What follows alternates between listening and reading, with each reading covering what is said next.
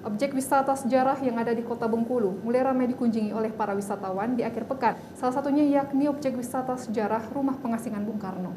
Untuk mengetahui informasi lebih lengkapnya, kita akan terhubung dengan reporter Agnes Ramadhani langsung dari Rumah Pengasingan Bung Karno. Selamat sore Agnes, silakan dengan laporan Anda.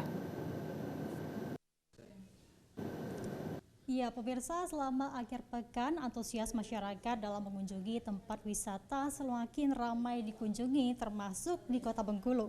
Tepatnya di lokasi saya saat ini, saya sudah berada di Rumah Bung Karno. Banyak sekali wisatawan dari luar kota maupun dari Kota Bengkulu yang datang mengunjungi wisata bersejarah ini. Nah, dapat Anda saksikan saat ini, pemirsa, ini merupakan ruang tamu dari Rumah Pengasingan Bung Karno, yang mana Bung Karno sendiri merupakan sosok proklamator serta Presiden Republik Indonesia yang pertama kali. Nah, pemirsa, untuk mengetahui informasi selengkapnya, kita akan bertanya sedikit dengan salah satu pengunjung yang sedang mendatangi lokasi Rumah Pengasingan Bung Karno ini sendiri. Nah, kalau kita lihat di sini ya, sembari kita mencari pengunjung, di sini banyak sekali arsitektur yang ditinggalkan pada saat pengasingan Bung Karno, mulai dari penjelasan dari gugatan rancangan, gugatan pena, buku dari pengasingan Bung Karno pada masa itu, serta juga di sini terdapat kostum Monte Carlo yang mana digunakan pada saat Bung Karno diasingkan di bumi Rafflesia. Bung Karno sendiri diasingkan di bumi Rafflesia selama kurang lebih 4 tahun, yakni dari tahun 1938 hingga 1942. Selama pengasingan Bung Karno di bumi Rafflesia, tentunya Bung Karno menanamkan rasa nasionalisme serta patriotisme yang tinggi kepada warga masyarakat Kota Bengkulu untuk memerdekakan bangsa Indonesia tentunya. Nah, pemirsa, kita akan bertanya dengan salah satu pengunjung yang sedang mengunjungi lokasi ini. Halo Bang. Ya, halo. Oke, kalau boleh tahu namanya siapa nih Bang? Dodi. Bang Dodi. Ya. Bang Dodi ini asalnya dari mana? Asal dari Padang. Wah, jauh-jauh datang ke Padang untuk kesini ya. Ya. Ini kalau boleh tahu dalam rangka apa nih Bang, dari Padang jauh-jauh ke sini? Lagi acara komunitas motor PCI. Oke, komunitas motor PCI. Jadi memang konvoi-konvoi gitu ya? Iya. Ini kali pertama Abang datang ke sini atau sudah sering? Kali pertama. Kali pertama Iya, ya ke sini. iya. Ini gimana nih perasaannya? Pertama kali mengunjungi Rumah Pengasingan Bung Karno. Apa jawab? Ya, lagi pengen tahu aja dengan bagaimana Rumah Pengasingan Bung Karno. Kita pengen tahu gitu. Gimana perasaannya Bang? Seneng nggak? Senang banget ya. jauh-jauh. Ini jauh-jauh datang ke sini dengan teman-temannya ya. Ini kayaknya saya lihat banyak sekali ya teman-temannya dengan baju seragamnya. Iya, gitu. memang ya. Kalau ciri khas kita dari Padang, ini kita dari Bukit Tinggi langsung. Itu Padang. Jadi dari pakai motor ya ke sini jauh-jauh. Motor, ya. Oke, ini sudah mengunjungi tempat-tempat wisata apa aja Bang di Bengkulu atau baru datang nih? Udah dari Benteng Marlboro.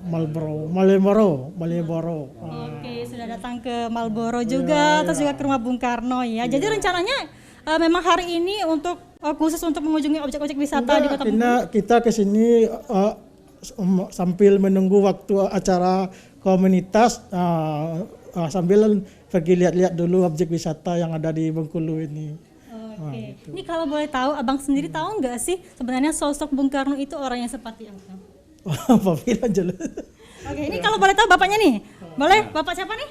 Fahmi. Bapak Fahmi. Ini kalau boleh tahu, Bapak tahu nggak sosok Bung Karno itu orangnya seperti apa? Mungkin tidak biasa lagi, orang udah tahu orang belajar dari sekolah kelas 1 sampai di SD sudah itu sampai.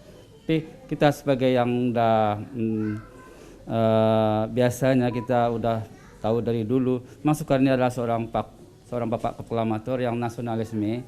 Dia tanamkan kepada masyarakat atau seluruh bangsa Indonesia bagaimana menanamkan suatu yang orang yang cinta nasionalisme, cinta negara untuk membangun negara.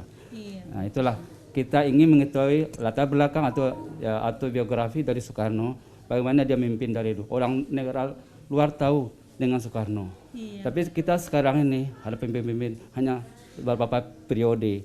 Tapi Soekarno setelah 2 atau 30 tahun kalau nggak salah, dia itu sudah, walaupun dia sudah meninggal, dia gambarnya kita kembali ke masa lalu dia. Iya, betul. Itulah Soekarno-nya, Bu. Ini kalau boleh tahu nih Pak, Bapak sendiri gimana sih rasa meningkatkan rasa cinta tanah air terhadap tempat-tempat wisata terkhususnya peninggalan pahlawan? Ya, kita ingin menanamkan kepada aparat negara sekarang atau pada aparatur negara, cobalah peliharalah budaya atau yang telah dibuat oleh pejuang kita dahulu supaya ditanam kepada sekolah-sekolah dari SD sampai sekarang untuk memelihara budaya kita yang telah dicapai oleh orang-orang yang memperjuangkan Indonesia bagaimana dia sampai merdeka. Jadi kita harus peliharalah sampai sekarang. Itulah kita ingin masyarakat atau mengerti tentang apa itu artinya budaya, apa itu artinya nasionalisme. Itulah kita harapkan untuk masa depan, untuk generasi muda yang sekarang ini. Oke, terima kasih Bapak atas waktu dan juga kesempatannya. Makasih ya Pak, terima kasih. Nah pemirsa, demi meningkatkan rasa cinta tanah air kita, tentu salah satu caranya yakni dengan menjaga serta melestarikan objek-objek wisata yang ditinggalkan oleh para pahlawan. Bung Karno pernah berkata, pemirsa, negara Indonesia bukanlah milik suatu golongan, bukanlah milik suatu agama, bukan juga milik suatu adat istiadat tertentu. Namun negara Indonesia adalah milik kita semua. Milik kita semua, warga Indonesia dari Sabang sampai Merauke. Demikian yang dapat saya sampaikan dari Rumah Pengasingan Bung Karno. Kami kembalikan ke studio.